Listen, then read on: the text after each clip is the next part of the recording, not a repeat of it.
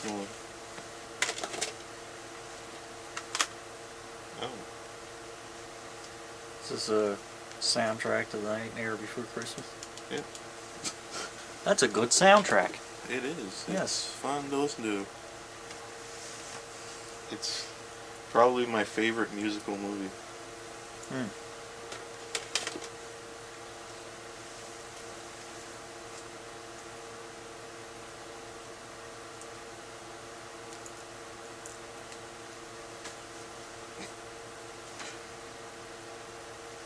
What's so special with this? Do you know what it's from? It is, not exactly. This is actually a Power Ranger. Oh yeah, I know, but Yeah. I can't tell what Oh, exactly. it's from, the reason I asked is because it's not, it doesn't look like your standard Power Ranger type thing. Yeah. Like, it kind of doesn't, it looks like it's from a different Sentai series. Oh yeah, sorta. Yeah, it doesn't really look like, But like all... it looks like a metal hero of some other series. I mean, in the West you can just assume it's Power Rangers. Yeah. Or Beetleborgs. Yeah, there used to be... Beetleborgs wasn't even popular. There used to be a lot of, in the 90s, localized Japanese shows. Like, you know, Super Sentai, Kamen Rider was tried but didn't work. Yeah, that didn't work out. Different various tokusatsu type things. I don't think they tried Ultraman, did they? I don't ever remember seeing English Ultraman. No, I don't think they ever tried Ultraman. I guess they decided to be too hard. Yeah. To make it make sense. Yeah, yeah. But anyway, yeah, they localized this character as a Power Ranger in Power Rangers Lost Galaxy. And there's no Lost Galaxy in that series. No Lost Galaxy. This was the Power Ranger series that came on right after Power Rangers in Space. And yeah. they wanted to have the next series in space. But the next Super Sentai series that came out in Japan was about animals. And they were like, damn it, we're going to make this about space if it kills us. Yeah, yeah. So you have Power Rangers Lost Galaxy, and the characters are running around in the jungle, and they have animal type Zords, and they keep trying to make it science fiction. I remember seeing that. Yeah. It doesn't make any sense. Ridiculous.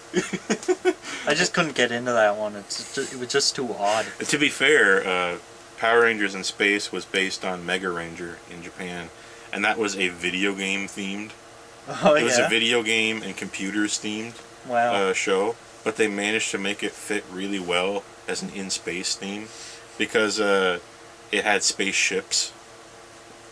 Like in Mega Ranger. And they didn't know this at the time, but I think a video game themed Power Rangers would have been a huge hit back in the day. It would have been better than Cars.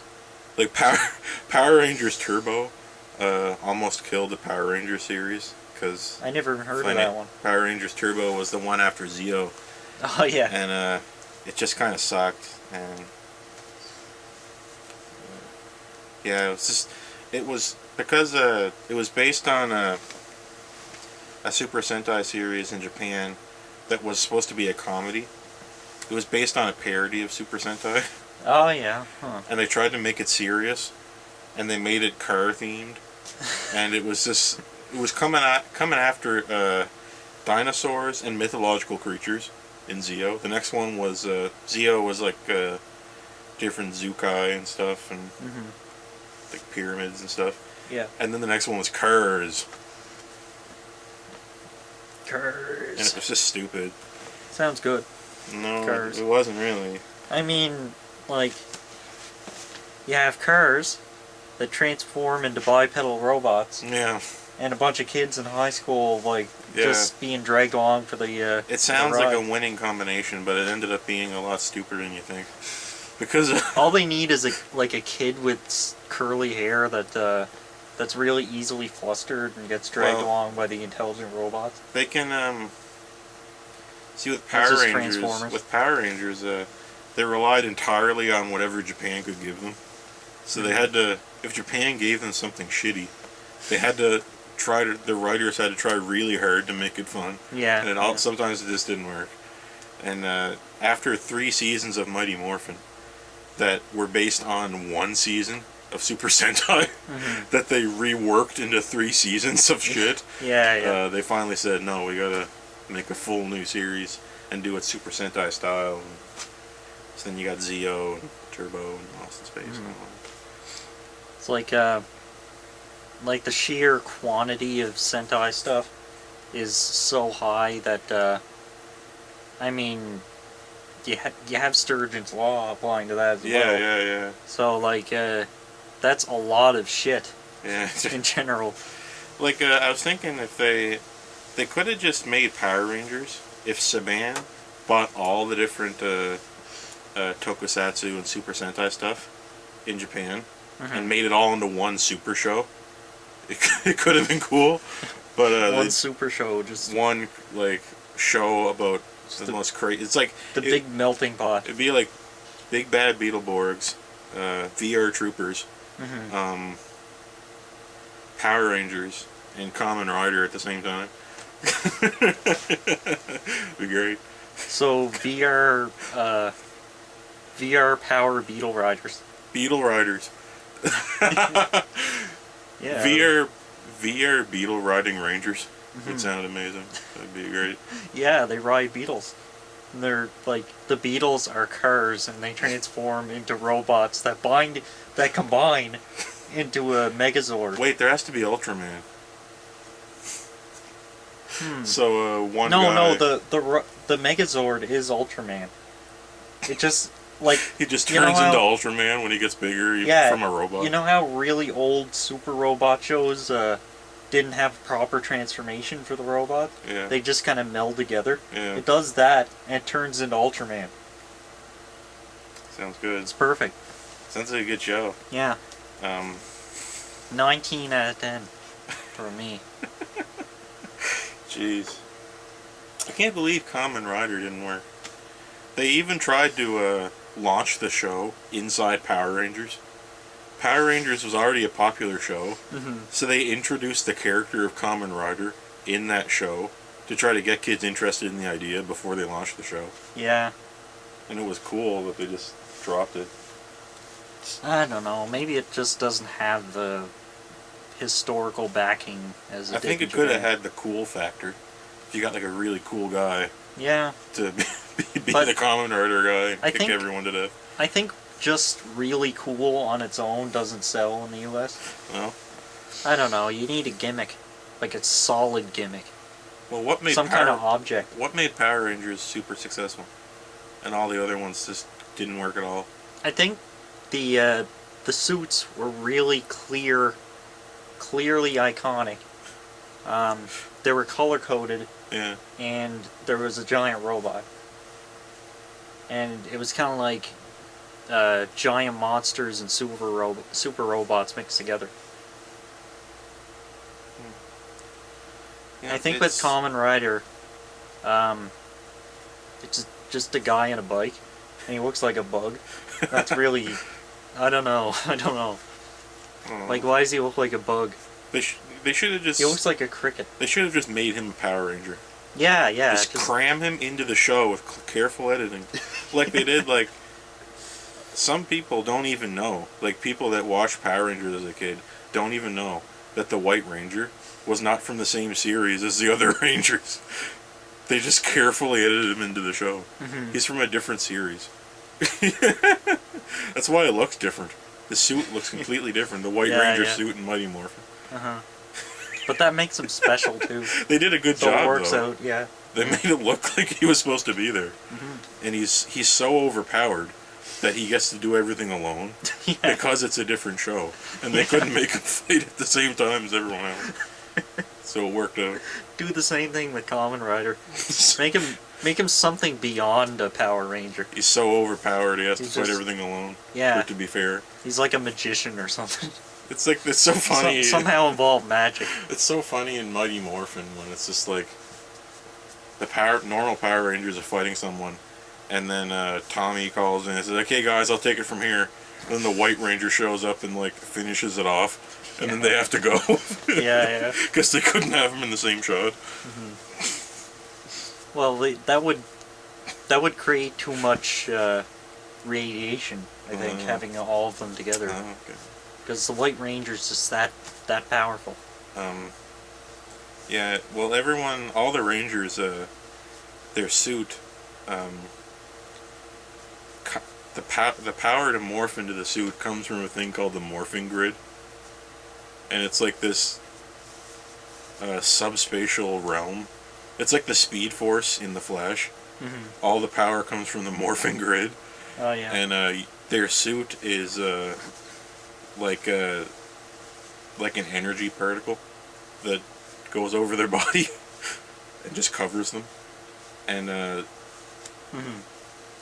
when they do things, it's not them. They're just along for the ride. Like, they don't know how to use the Zords. The suit does. Right. They explain that a few times in a few episodes. It's kind of weird, but like, that's why, like, piercing the suit causes sparks. Right? That's a Japan thing, right? Yeah. In Japanese live action shows, whenever someone gets hit, instead of having blood, it's just sparks. Yeah. Just for no reason. But they just kind of explain that in Power Rangers as being like, okay, no, they're just diffracting the energy of the suit material because it's like you're not supposed to be able to pierce it, right? I would have said it was like a force softening burst of some sort. It's like tiny little explosive devices lining the suit. It's funny, like in Power Rangers Time Force, that's my favorite one.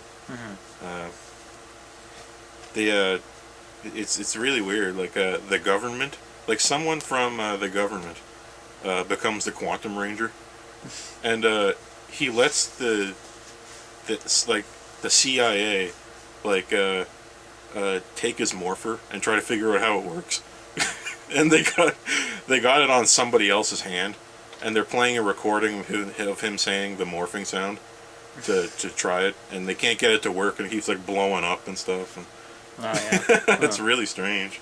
Like the one of the Rangers. This is basically like like what would be like a United States Secret Service officer.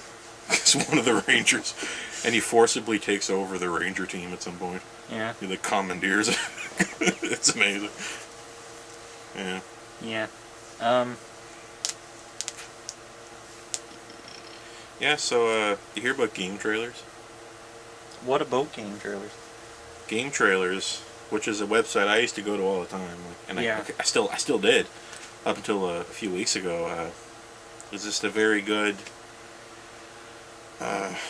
professional, objective review site. Really, I thought it was very informative. All their reviews, very high quality video, lots of great side shows like Final Bossman Yeah. that I used to watch all the time, who were just hitting their stride. Like Kyle Bossman presented a video I think at the PlayStation Experience. Remember that? Something like that. Like he was at an event for one of these companies that was actually. I do remember that, but I'm not sure. Yeah, it's he was just starting to break I don't out. remember what that was. But he's way cooler than Greg Miller, but they keep trying to force so much. God, I hate that guy. I just want to punch him in his little buck teeth. He's everywhere now. But anyway, Game Trailer is like shut down. They shut down for real. Yeah. Oh yeah. It's over. I did notice that they were getting pretty. They were out of the public eye, and they were kind of getting obsoleted by just YouTube. I think no one goes to gaming websites anymore. They go to YouTube. Well, I know I don't. Like, I like Game Trailer's content, Yeah. but I haven't actually gone to the website in a long time. No one did. Yeah. And the way their revenue stream was set up, that's where they were making their money from the site. So yeah. no one was going. And So yeah, like they had a lot of really talented people, but it looks like they might be back though, because a few of them tweeted just a date. It was like March 21st or something like that. They were going to do something, so there's some kind of countdown to something. But yeah. I think I thought they probably should have just got bought up by Giant Bomb. But yeah, unlike how things normally go, the problem is actually pretty simple. Yeah. I'd say. Yeah. I mean, you don't really need to explain it. I mean, it's kind of obvious that they were going under. Yeah. Next is going to be GameSpot, IGN. Yeah, That, one of them. you know, I stopped going to GameSpot too. yeah, it's just gonna. I mean, the writing's on the wall. Because it's not the spot for games anymore. That's for sure. Yeah, it's all gonna go to YouTube. There was a few people that asked me to help them design a website, like just older people, and I just said don't. No one's gonna go. Open up a YouTube channel. Yeah. It's so much better. Like, Yeah. people consume all their information now from video. So just make a YouTube channel. Just get a... I realized that after a while. Instead of trying to make your own money on the internet, get a giant corporation to help you make money. That's the way things work these days. Or just don't ask for any help and just do this and fight tooth and nail, and then God forbid if you ever make any money, you're just gonna get copyright slammed to oblivion. So yeah. that's like no or one just do it for a hobby and not try to make no money. one watches this channel, and we still got blasted over Bratz. I couldn't upload a single minute of Bratz. Yeah. Bratz. It's unbelievable. BRATZ. That show. Like, Jesus. Yeah. All the time, when people are reviewing hardware on YouTube, Yeah. they always avoid playing radio stations. Yeah.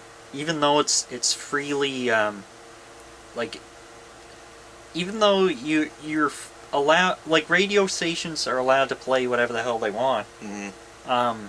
However, if you record even 5 seconds of that content and put it on the internet, it's illegal suddenly. Yeah. Yeah, I mean, I got, like, I think I said this before, but I got a copyright claim for Christmas music on my Christmas tree video that came from the YouTube free audio library.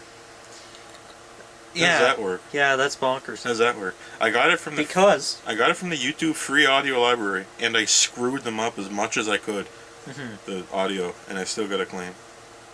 It didn't hurt the video, but I just acknowledged it. That's because they can't check every single one.